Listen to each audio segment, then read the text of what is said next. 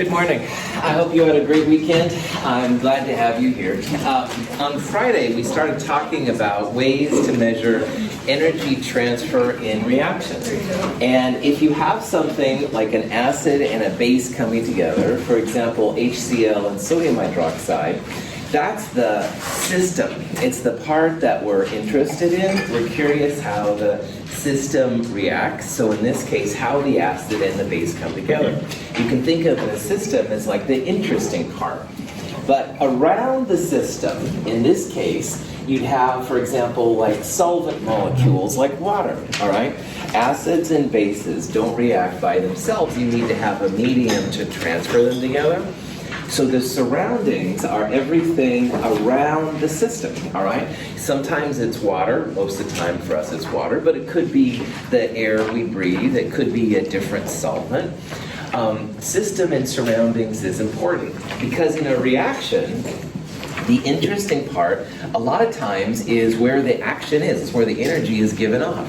So if you have a reaction like a strong acid and a strong base, or whatever the heck's going on here to make all of this bubbling and stuff going on, we have to designate the difference between the system and the surroundings. So the system, if you will, is like the interesting part. Now, two terms which we're going to use a lot are exothermic and endothermic. And in an exothermic reaction, the system part is just giving off a lot of energy. Those are the interesting kind of reactions. So whatever's happening here, I think it's aluminum and bromine, that's the system. And man, is it creating a lot of energy. But we don't usually measure the system because there are only one or two like molecules reacting together at a time. What we usually do is we have a big thermometer. And in my little cheesy picture right here, you can imagine that this little thing right here would be like a thermometer. And the thermometer doesn't measure the system. It's not measuring the interesting parts, it's measuring the surroundings. So if the system gives off energy, the surroundings is absorbing that energy. And for an exothermic reaction, you're going to see the temperature go up.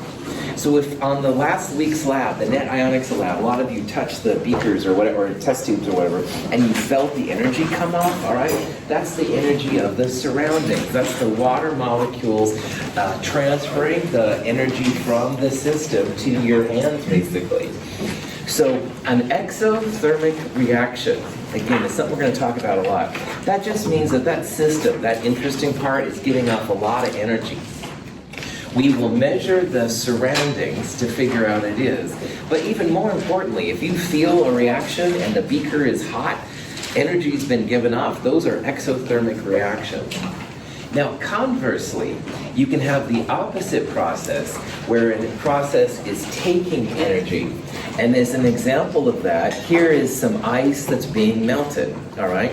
And ice being melted doesn't happen by itself. Ice being melted has to absorb energy from the outside to make that happen. So if you'd feel this container, it would actually feel cold. The system is pulling the energy in to make it happen. An endothermic reaction means that the system needs energy to happen. And if you have an endothermic process and you put a thermometer in it, the temperature will actually go down. You'll feel it as a cold reaction, all right? You'll see it if you measure the temperature, it'll go down. But two things I want you to start thinking about is when reactions are exothermic and endothermic. Exothermic, energy given off, it feels hot, your temperature goes up. Endothermic needs energy, feels cold, temperature's gonna go down. Alex? You just said that we had exothermic reactions in last lab. Did we have any endothermic that we didn't really notice? Good. No, you didn't, man. Endothermic reactions are kind of a special breed, and they do happen a lot in nature, but they're not the kind of reactions we were looking at last time. We'll see examples of endothermic, Alex, but there shouldn't have been any that were cold in the last one. Good call. Are exothermic and endothermic thermodynamic? Yeah, these are all just thermodynamic quantities, like the study of heat. And you can have any reaction from the formation of a star to the melting of ice, and you can describe them as endo and exothermic. Let me compare it to kinetics. Kinetics is the study of time. So we're not talking here if the reactions take like 5 years or 1 second, all right? That's this thing. So here's a reaction you might see and stuff like that. You have a reaction, it feels warm upon completion, hint, hint, hint, and no outside source of heat was added. Would this be exo or endo? And again, remembering that when you measure something, it's the surroundings, all right? If it feels warm, your system, the interesting part is giving off energy. Those are going to be the exos. They give off energy. If you feel a reaction warm or cold, going back to what Alex said, which was really cool, you're gonna have endo or exo, but it won't be nothing. Any questions on that? So this leads us then into what's called enthalpy. And heat and work are what make up energy transfer, going back to what Joseph said. And most of the time in chemistry, we don't do anything with the work. We will focus more on the heat. So when energy is given off, exothermic, or used up, endothermic. And if you have a heat transfer at constant pressure, and that's what that Q sub P thing means. Q is the symbol for heat, and if you see that little P, that means it's at constant pressure.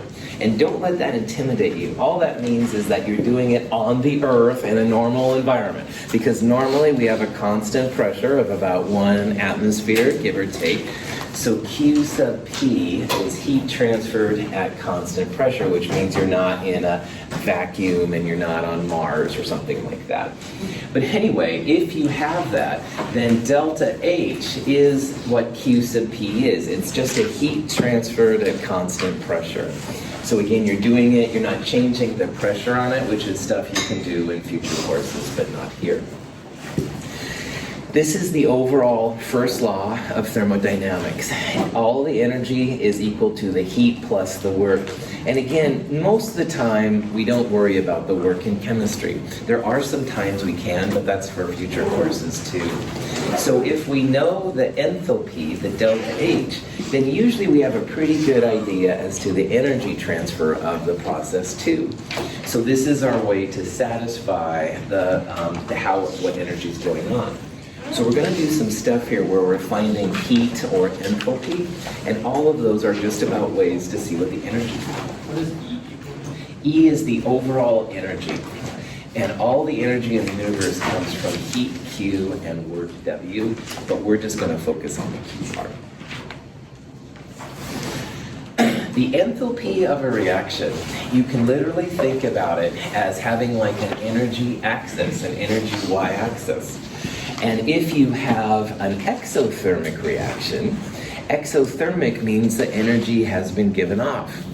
So if you think about this long enough, in an exothermic reaction, the reactants start at a higher energy than the products do.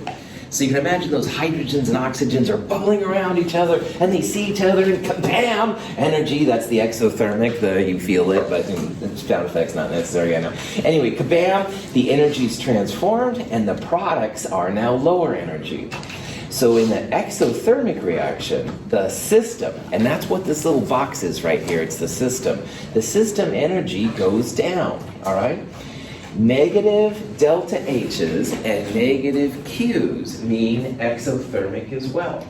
So we've talked about now how if you have a test tube and it feels warm, that's exothermic. We talked about how if you put a thermometer in and the temperature goes up, that's exothermic. A third way is going to be the sign of delta H or Q. And if you have a negative delta H or a negative Q, that's another way to say that you have an exothermic reaction. And going back to what Alex asked about the lab, which was really cool, by the way, most of the exciting reactions are going to be exothermic. So knowing those three ways can be really helpful. Most of these reactions are pretty large energies, and so they're going to be measured usually in kilojoules per mole. Now, a kilojoule is 1,000 joules. A joule is a way to measure energy. Let's see what you can do with it. In a reaction, you have reactants and you have products. And if you look at the left-hand arrow for right now, one direction going from reactant CH4 and oxygen to products gives off a lot of energy. So notice that this delta H is a negative value. That means it's exothermic. And what this reaction is, if you think about it long enough, it's taking methane, which is our natural gas outlets, the gas we use for Bunsen burners, reacting it with some oxygen to make CO2 and water. It's a combustion reaction. And anytime you burn something, which is what combustion is, it had better be pretty negative. It's going to give off a lot of energy. However, let's say that you burn something on, I really didn't want to burn that. I kind of want to go the opposite direction. I want to take my CO2 and water and make it go back the other way. How likely do you think it is that after you burn something, you can go back to the original state? Pretty high, impossible. As a scientist, I would say pretty gosh darn hard, close to impossible. I hate to say totally impossible, but it would be very difficult. One of the reasons why it's difficult is that the energy is the opposite sign but equal in magnitude to the way you got there in the first place. So when you burn something, you get a lot of energy off. Negative numbers mean exothermic. You have to put that amount of energy back in to get from your now products back to reactants. And that's really tough because burning creates a lot of energy. You have to put it all back in order to make that happen. So in a pure enthalpy perspective, all right, putting that energy back is not a trivial matter. That's why I don't want to say it's impossible, but man, it would be very, very difficult. On a practical level, for you in Chem 221, I want you to see that going reactants to products this way is negative 890, and the reverse will be the same magnitude but a positive number. So what was exothermic going this way is going to be endothermic going that way. So the exothermic was heat transferred, energy transferred in heat. How would you return the energy? In what form of energy would you return it? So a negative number means that the system is giving up energy to the surroundings. It's exothermic. The opposite process would be endothermic. It would be the surroundings giving up their energy to the system again. So it's basically first you give it up, and then you try and get it back. Yeah. So will your heat transfer always balance between your products and your reactants? Yes, that's what right. you're saying. As long as you don't change states and you don't change mole amounts and stuff, absolutely, they'll be the same but opposite. Brandon's picked up on something we're going to use a lot here. Now, you can measure these kind of energy changes actually relatively easily, and there's something called a calorimeter. The fanciest version is called a bomb calorimeter, and bomb doesn't mean, you're going to be revolutionary or something like that. A bomb means that you'll have something that gives off a lot of energy and you can actually control it. And we'll talk about a bomb calorimeter later. But calorimetry is the study of heat transfer, all right? So calories, like people diets think about calories for food. This is the science version. We're thinking about calories now as heat value units, and we're trying to see then how they transfer back and forth. Now, heat, or thermal energy, is associated with the motions of atoms and molecules in a substance. The more rapid these atomic scale motions, the greater a substance's thermal energy and the hotter it is. When we plunge a hot metal bar into cool water, thermal energy from the bar transfers to the water.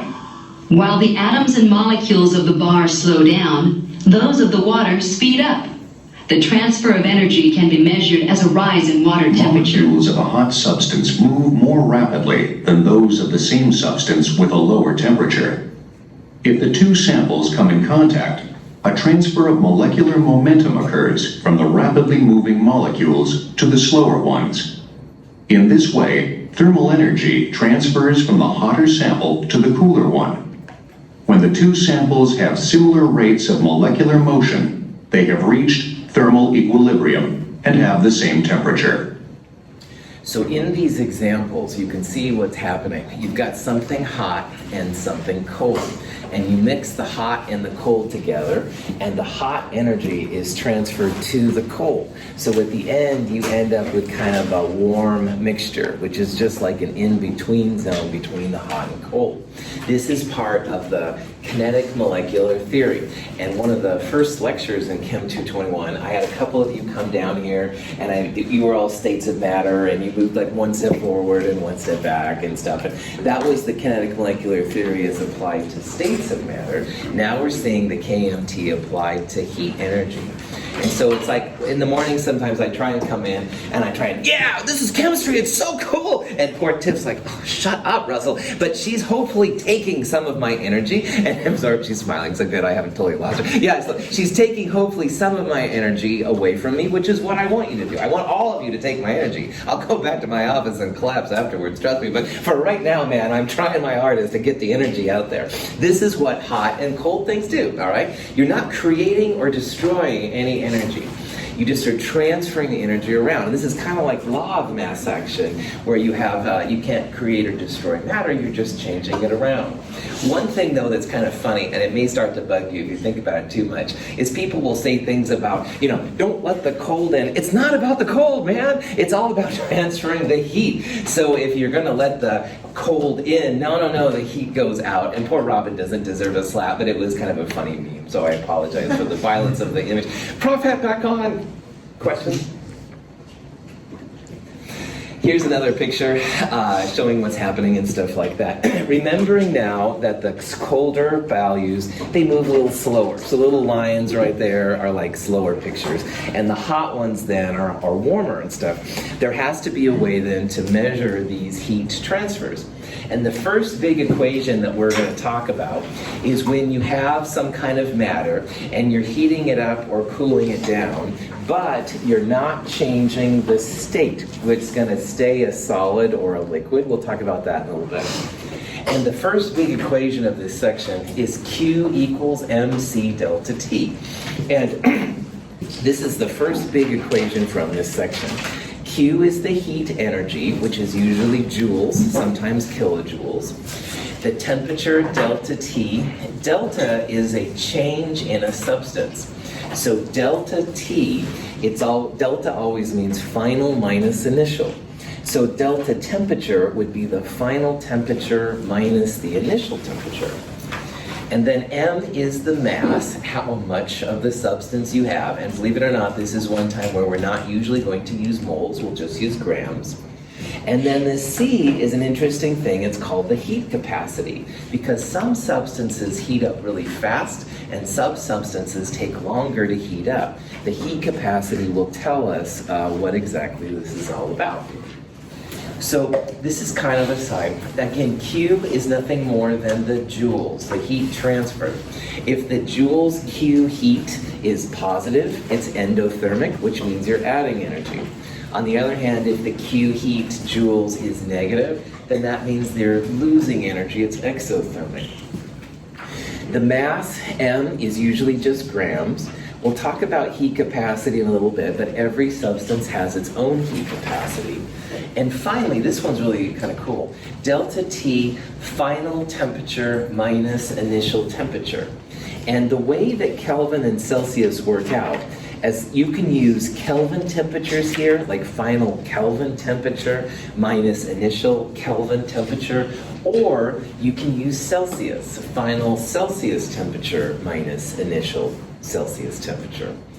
And again, the important part for what we're going to start talking about is if that Q is positive, that's endothermic. Energy is being pushed into the system.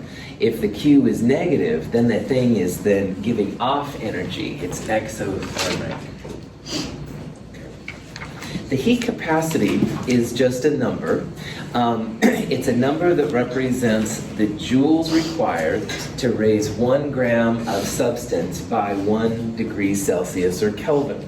So water's value is 4.184. And what that 4.184 number means for water is that if you add 4.184 joules to 1 gram of water, liquid water by the way, the temperature will go up by 1 degree Celsius, 1 degree Kelvin.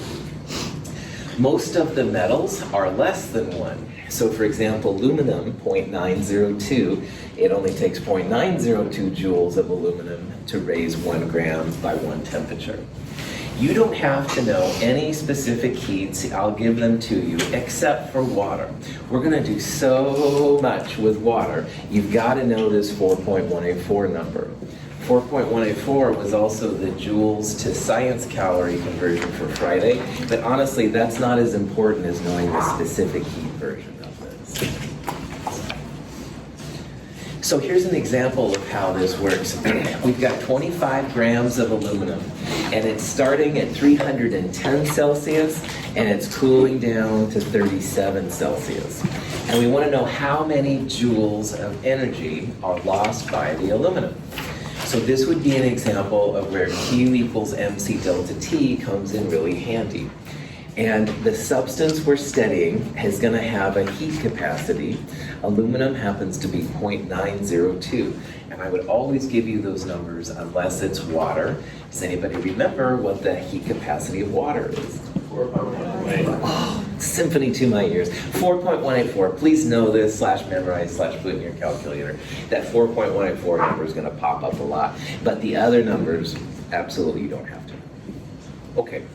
So at this point, Q equals mc delta T. We're after the Q, delta T, final temperature minus initial temperature. And the nice thing here is that you can use Celsius, which I would do because we already have the Celsius, or you can convert to Kelvin, and you'll see it's the same delta T magnitude. So here's the numbers, plug and chug. Mass, 25 grams. Heat capacity given to you, 0.902. And notice how heat capacity in grams and this grams cancel out, cool. Then delta T, final temperature. It started at 310 and it went down to 37. So 37 was the final temperature, 310 was the initial temperature. Plug and chug, 3 sig figs, so we'll cut it off at the 10 spot. Negative 6,160 joules.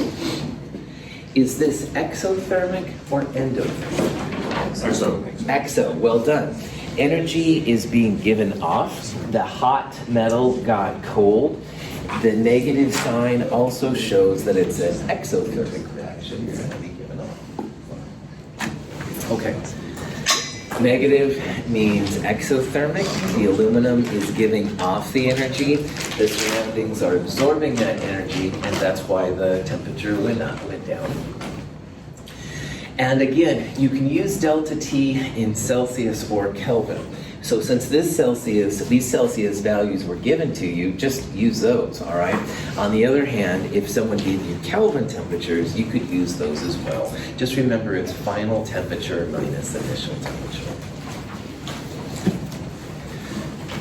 Here's a question. We've got some copper, all right? And copper, we have 5 grams of it. It's 100 joules of heat energy being transferred. And the copper starts at 20 degrees Celsius and it ends at 71.9. So this is the kind of problem where you can calculate a heat capacity C of the system. So Q equals mc delta T. It's C by itself. Q, the heat, divided by the M and the delta T would be the way to find the heat capacity. So if you plug those numbers in, and if you have your calculator, you can do it, or you can just look around either way. Heat, 100 joules, divided by mass and delta T. So again, the temperature was initially at 20, and the final was 71.9. So in this case, the temperature went up. So you do 71.9 minus 20, heat capacity 0.385. Heat capacity values will never be negative. If you had a negative answer here, it would mean that as you add joules, the temperature went down. And that's kind of a cool science fiction process, but so far, all substances known, you add energy to them and their temperature goes up. So make sure, hint, hint, your C values are always positive numbers. If you see negative, you can probably just absolute value it again. Yeah. U keeps the same, like Q equals MCAT. Yeah, that's fine too. That's right. That's right. MCAT gets confused sometimes with the medical people, so and it's MC delta T. But as long as you know that the delta is the A, that's fine. There's more than one way to do these things, man. You totally don't have to do it this way. Okay. Now, here's another kind of perturbation you can see. Let's say that you have a piece of iron and you're placing it in some water. Now notice here that the iron is 77.8 and the water is 18.8, all right? Hot and cold. Hot metal and cold water. And what we want to do here is we want to find the final temperature of the mixture. Now when hot and cold come together, does the final temperature get even hotter, even colder, or warm? Warm, that's right. So on these kind of problems, you're taking something hot and something cold and you're mixing them. And that first law of thermodynamics, we can't break in chemistry anyway. You mix them together, your final temperature will be less than this and more than this. So think about that in the back of your mind while we're doing this. Now, if you have a system following the first law, you can't create or destroy any energy. So you can write that as Q hot plus Q cold equals 0. This just means you're not making any energy and you're not destroying any energy. And the hot part is the metal, the iron in this case. So MC delta T with all the FEs, that's the part for the iron. MC delta T for the water would be the cold part. And if you've done this right, all of those should equal 0. There's different ways to go around this problem, all right? The iron heat capacity would be something you could look up on the internet, or in this case, I would absolutely give you. But again, I do want you to know the 4.184 number. That's what's gonna be there. So if you look at this problem, you've got the mass of iron, 88.5. This is the heat capacity of iron, which I would give you. You could look up on Google, etc. This is the mass of the water, 244 grams. The heat capacity, 4.184. And we have up here the initial iron and the initial water temperature. But the final temperature is going to be the same for both the water and the iron. That hot and cold are going to come together at some in-between part to get a warm temperature. So we're going to break this equation apart and we're going to solve for TF. And TF will be the same on both sides right there. So here's the same thing but with all the values posted in. But again, TF from the water will be the same as the TF from the iron. I think I reversed it. So you essentially want to solve for the TF part. Now this is one of those wonderful algebra kind of examples where you want to get all the TFs on one side and all the numbers on the other side. And once you have that, then you can solve for TF. If you're having questions with this kind of process, let me know. If you have the 89s or the inspired things, you can solve, and that's fine too. At the end, remember, your temperature is going to be between the cold and the warm temperatures. So an answer of 21 is between 18.8 and 77.8. If you would have calculated here like 10 or 105, then probably something would have been wrong. Any questions?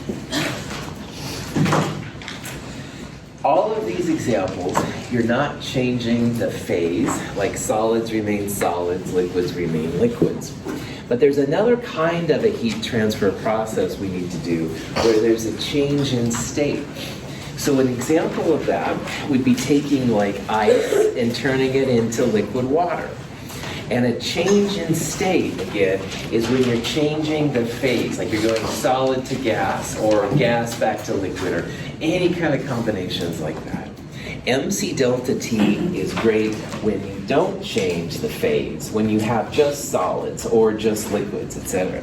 But a lot of times, of course, you end up melting ice or freezing out something. So it's nice to know what happens there. They call these isothermal processes. That's just a fancy word that says the temperature doesn't change. So in these kind of processes, the ice at 0 degrees Celsius, you still find the liquid at 0 degrees Celsius. There's going to be so much energy to turn the solid bonds into liquid bonds. And that's what this new part is all about.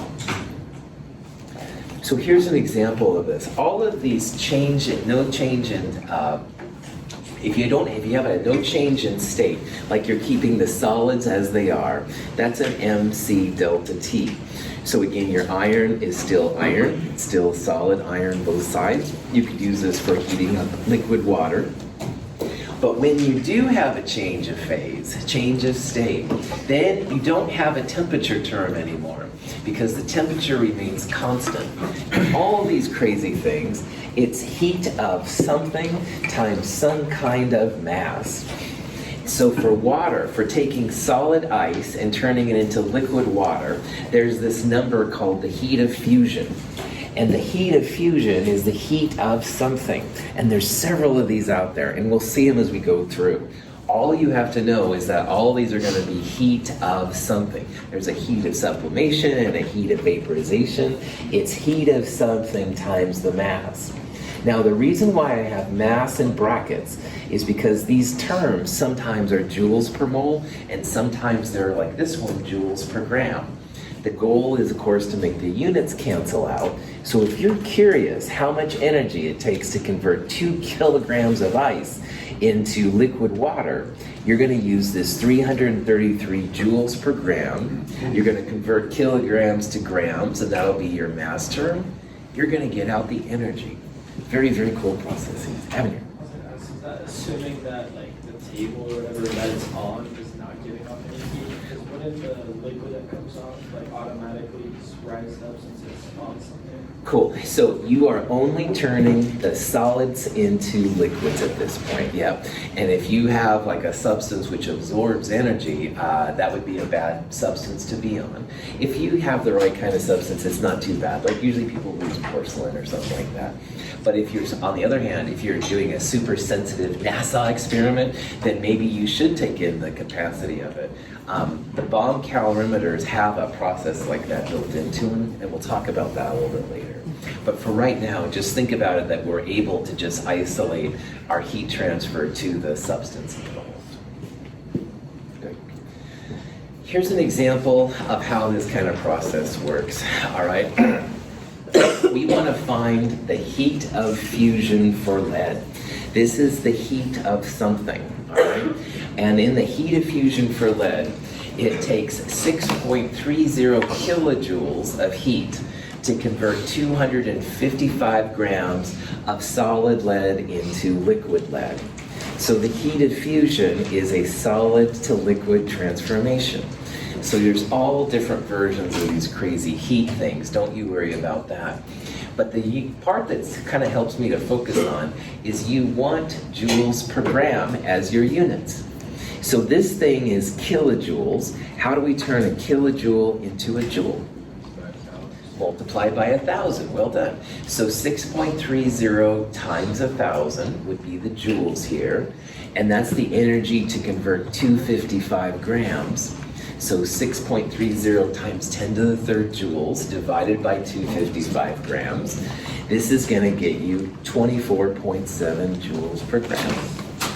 And this is a cool thing to know as a chemist, because let's say you want to melt that piece of lead in your garage, all right? And you have a pound, 454 grams, all right? 454 grams times joules per gram, the grams will cancel. You can actually calculate the heat energy required to melt your substance.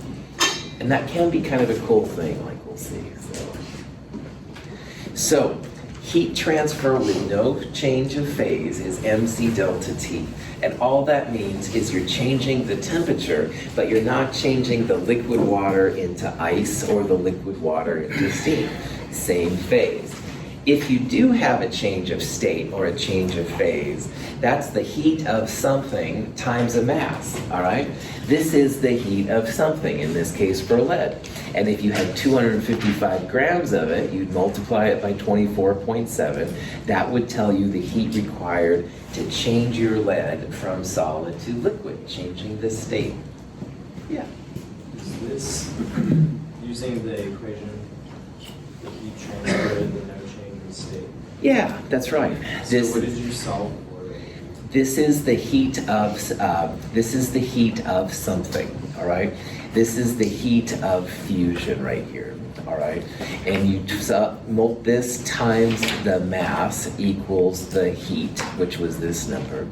So we turned the 6.30 kilojoules into just joules, and the joules equals the heat of something times this. So we kind of like solve for it. If we were in the lab and we wanted to solve for this seek, this would be the way we would solve for something like this. Yeah. So is it 24.7 is that the Q value or? That's the heat of fusion. It's a relationship between the energy transferred and the grams when you're making a change of phase. So again, change of phase, solid to liquid in this case, okay? So if you ever want to turn lead from a solid to a liquid for some reason, this would be the number you'd use. It's a conversion factor. That's all it is, right? All right, it's another one like grams per mole or atoms per mole or something like that. This is just another conversion factor, but now it's joules required to convert 1 gram, in this case, from solid to a liquid. Let's see how this works. Let's go to another example here. This is an example where we combine both of the QMC delta T's and the change of heat of something times mass together. And this is a real common kind of question. If we wanted to melt 500 grams of ice at 0 degrees Celsius and turn it into steam at 100 degrees Celsius, this is a great example of how this process works. And if you're going to do this, ice to liquid is the first part. And that's a change of phase. We're going to need the heat of something, in this case what's called the heat of fusion. And this number tells us that for every gram of ice we want to turn to liquid, it's going to take 333 joules.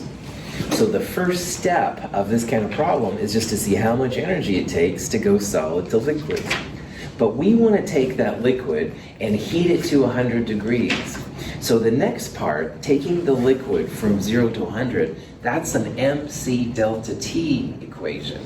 We're taking liquid water, we're turning the temperature from 0 to 100 degrees, specific heat of liquid water, still 4.184. The second part of this is going to be to take the liquid water from 0 to a liquid water at 100 degrees. And the last part is we're going to take our liquid water at 100 degrees and turn it into a gas. So this is another heat of something times mass. In this case, it's heat of vaporization. Vaporize means to turn something into a gas. So we're going to use this number in this final part. So in this problem, it's going to be a 3-step process. I'm going to wait on questions until I go through it. It's a 3-step process. First, we're melting the ice. Second, we're heating liquid water from 0 to 100. And third, we're taking the liquid water and turning it into steam. So let's look at what those numbers are, all right? This is a picture that sometimes is used for these, and I want to talk about it. Notice here, B to C is a straight line on a temperature axis. This is the heating of the solid, turning it into a liquid. So B sub C is going to be the first thing we're going to do. We're going to take our ice and turn it into liquid water. The second part is where we're going to heat the liquid. And notice from C to D, the temperature, which is y-axis, is changing. This is the MC delta T. We're only changing the temperature during that part. And then finally, the last part, we're going to take our liquid water at 100 and turn it into a gas at 100 degrees. That D to E line, again, no temperature phase, but we're going to use the heat of vaporization to figure out the energy trying to get from one to the other. We are not changing the mass in a problem like this. It starts at 500 grams of ice, and at the end, we're going to end with 500 grams of steam, of gaseous water.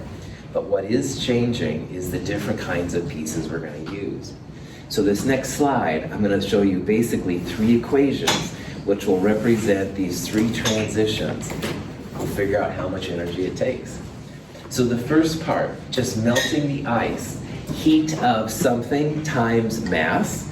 The heat of sublimation is this 333 joule per gram number. That times 500 grams. gives us this number. That 10 to the 5th number is the energy required to melt ice. It actually takes a lot of energy to melt your ice, which is not really intuitive sometimes. So now we've got liquid water, but it's at 0 degrees Celsius, and we need to raise it to 100 degrees. So the next part is an MC delta T part. The mass is still 500 grams, hasn't changed. 4.184, still the heat capacity, but our temperature now started at 0 and went to 100.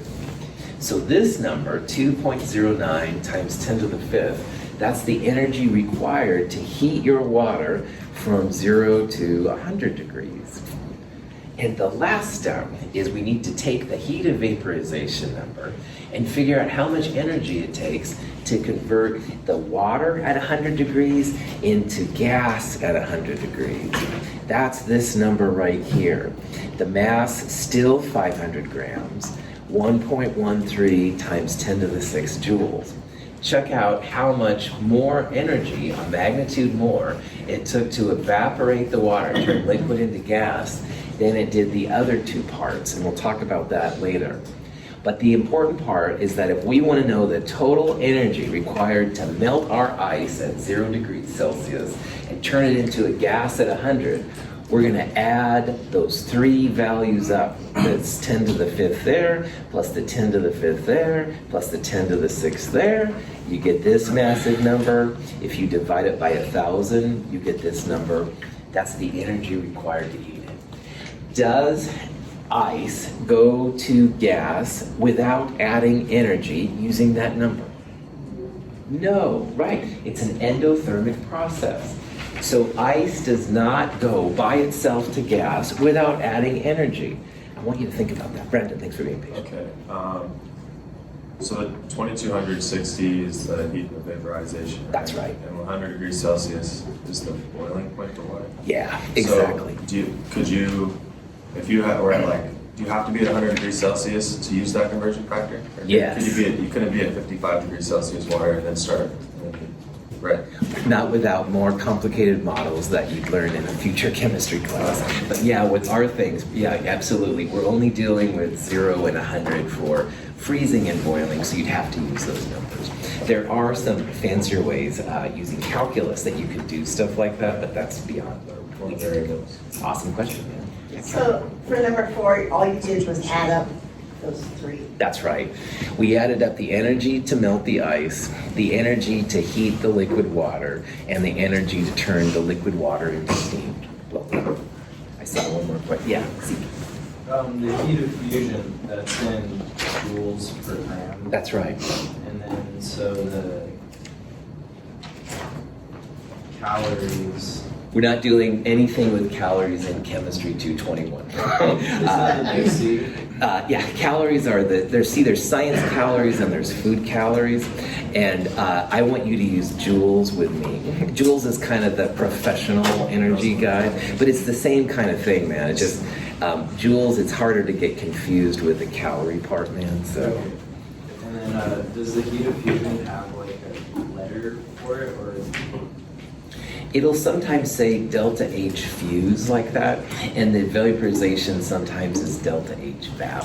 They have different symbols though, you'll see differences, but I'll try to send those kind of symbols for you. And those numbers, by the way, are not things you would have to know. I would give those to you now. Right? So the 333 joules per gram, that's the heat of fusion. Yep. The 4.184 is the specific heat Of liquid water. of water. And the 2260 is what is that? Heat of vaporization. Last question. So is the 333 and the 2206 or whatever that is, is that just specific for water, or is that all of them? Just for water, that's right. If you had like iodine, it would have different values for all of those things. So you're going to get those on. Okay, the only thing, again, that all of you have to know / memorize is 4.184. I would give you the rest, man. There's a gazillion of them, man. That would be dirty poker. I don't have to be an engineer. College takes too long anyway. I can get a job right away and support you in style. Of course you can, darling. Look at her facial expressions. Of course you can, darling. So seriously, at this point, you're like, oh, Christ, chemistry, whatever and stuff, right? And I totally dig it, man. Don't despair. This is all stuff that's doable.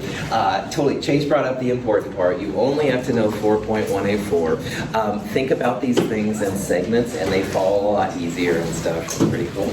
Now, we're moving along here. Enthalpy, delta H, is what we're going to do a lot of times with. And delta H is enthalpy, but sometimes you'll see different symbols. And you'll see them both in the upper part and the lower part. And I want to talk about the upper part. It's supposed to be like a little degree symbol, but sometimes you'll see full zeros up there. It's kind of wild. But zero means that it's an energy transferred under standard conditions. Brandon asked about what if you could get water to like essentially boil at 55 degrees Celsius. And by changing the pressure, you can do things like this. But most of the time, especially in our classes, we're going to have standard conditions, the normal way that things are done. So if you see that little zero, a delta H means it was measured at room temperature, which is usually 25 degrees Celsius. If you had a concentration, it's about 1 mole per liter. 1 atmosphere or 1 bar is a way to measure pressure, and we'll talk more about that next term. But it's like standard. You're not doing it on Mars, or you're not doing it in space or something like that. It also means that the elements that you're using are standard states. And standard states are just the phases usually that you'd see on the periodic table. So like carbon number 6 right there is black. Black is a solid. Carbon most of the time is a solid, just like helium is a gas. With carbon though, you can't have diamond or graphite. You want to use the simplest form when it comes to this. So if you see the little zero up there, that just means that you're using some kind of a standard state. We're going to talk about different things that go in the lower right-hand corner here in a little bit. This is an example of how delta H's can work. This is the combustion reaction we looked at earlier, methane and oxygen making CO2 and water. It's exothermic, so delta H, which gets a symbol there, negative 802. These are all standard states of elements, so we're okay. If you have an exothermic reaction, you can literally write energy like it's a product. All right, because if it's exothermic, it's being given off just like CO2 and water are given off. So this is another use if you see a negative number. You can literally put the negative number right there as a product. Energy literally is a product like CO2 or water. So you can write this in different ways. So you could say, for example, that 802 kilojoules of energy were released per mole of methane consumed, or you could think about it as 802 kilojoules of energy released per 2 moles of water. So you can actually use these with like stoichiometry as well. You can figure out how many joules, kilojoules are released per mole of methane, and the balanced equation will once again help you out. Here's an example. This is propane, C3H8, but same kind of problem. The molar combustion, negative 2044. That means that it's exothermic. It's exothermic because the energy is negative. If you see a negative delta H, that means that it's exothermic. And you could literally write this as a product. So you could say 3CO2 plus 4H2O plus 2044. You need, sorry, it's now on. Prophet blushing on, sorry. So if you see, sorry guys. So if you see the negative 2044, it can literally be a product. You can think about it that way. Okay. So let me leave you with this then. What you can do then is you can figure out the energy transferred for so many grams. So for example, in this problem, we have 128.5 grams of methane, and we want to know the kilojoules of energy that come out. Grams of methane to moles. This number is so many kilojoules per mole of methane. So here's what you can do. Grams to moles of methane. CH4 has one reaction. Negative 802 moles per mole of methane. That's the amount of energy you're going to release for this reaction. So that 802 would be given negative 802. or you can calculate it, and we'll look at that on Wednesday. All right. Can you get that out of the chart? Yeah, that's right. That's right. Have a great day. We'll see you guys either tomorrow or Wednesday.